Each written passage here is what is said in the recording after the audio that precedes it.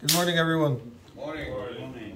I know we did this yesterday with some of the people, but we'll do it again just to review. In the halachot of Muktze, there are 6 different categories of what the item could be considered. The first category of Muktze is called Muktze Machmat Cheson Kis. An item that is Muktze because of its intrinsic value. He says like this, Hainu Kli Shedam Makpid Alav Shlo Yitgam, right? It's an item that you don't want it to get ruined. Therefore, you only use it for the purpose that it was designed. Right? You have the special knife they used to slaughter an animal. You're not going to use that knife to cut, potatoes or to cut vegetables. That knife is specifically designated for shchita. Same thing as sakin shel milah, a brit milah knife, or any electronic device. He says these items are not used as door stoppers, as other things. They're only used for the reason it was made. That falls into the category of Muktze because of its intrinsic value, machmat cheson kis, which really means because of the loss of value.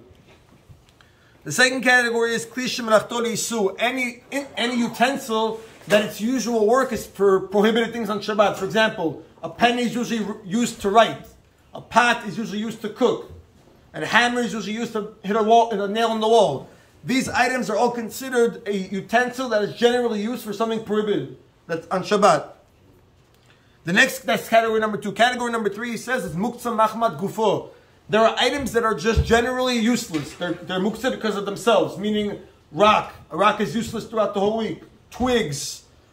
He says here, money, reeds, a dead person, an animal, dirt, things that are not, they're not human food, they're not animal food. They basically have no usage throughout the whole week in general. These items are called Muktze Machmat Gufo because of themselves. They're intrinsically Muktze. Number 4, he says it's called Basis Dabar Asur, which means Let's say you have something permitted, let's say a table. You have a table, and when Shabbat came in, there was a Muktze item placed on that table. Even if somehow you remove the Muktze from the table, like backhandedly or whatever, the table stays Asur. He says, you have a barrel that on top of it was a rock. We have a bed that money was on it. Even if somehow the item is removed, the permissible item that it was on, like the bed or the table, stays asur. And we'll see later, he brings 6 conditions to this halakha. In order for it to apply, there has to be 6 different conditions. Otherwise, it'll always be mutab if the item was removed to use the basis. Number 5, he says, For example, he says something that was connected. You have, let's say, outside a tree of fruits. And when Shabbat came in, you saw the fruits were still on the tree. Shabbat morning, you go outside, the fruits still on the floor. Those fruits are Muktze. Because when Shabbat started, you had no ability to use those fruits. They were still connected to the tree. So when they fall, they stay Muktze. And last one, he says, Muktze Machmat Mitzvah. Any item that is used for a mitzvah, and you set it aside for the mitzvah. For example, he says, if Shabbat during Sukkot, the ornaments that you put on your sukkah, you set it aside for the mitzvah of sukkah, or the walls of the sukkah, you set it aside. Therefore, all these items will be Muktze to use. And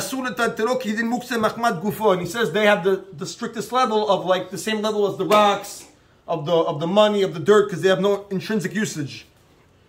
And same thing, he says Shemen Shenel Chanukah, right? He says the walls of the sukkah, the ornaments, the oil of the Chanukah candle. These are the 6 different levels of the 6 different categories of what an item can fall into. And B'ezrat Hashem afterwards we'll speak about each category on its own.